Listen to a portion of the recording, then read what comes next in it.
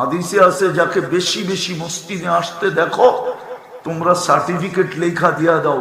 আল্লাহ কি সার্টিফিকেট? কয় মুমিন। কি? ঈমানদার, মুমিন। আল্লাহ আমরা লেখা দিলে কি হবে?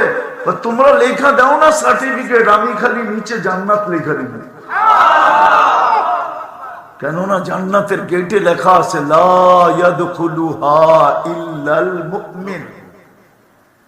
মুমিন ছাড়া কেউ এটার ভিতরে ঢুকবে না। তোমরা মুমিন লেখা দিছো, আমি খালি জান্নাতটা লেখা দিব। কয় নম্বর? কোন সেক্টরে? আমি শুধু এটা লেখা দিব। দাও।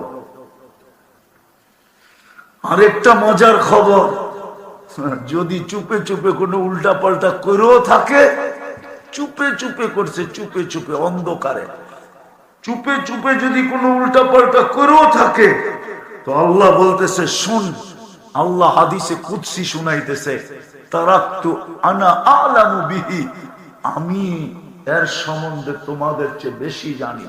তারাকতু ইলমি, আমি আমার জানাটা বাদ দিয়া দিলাম।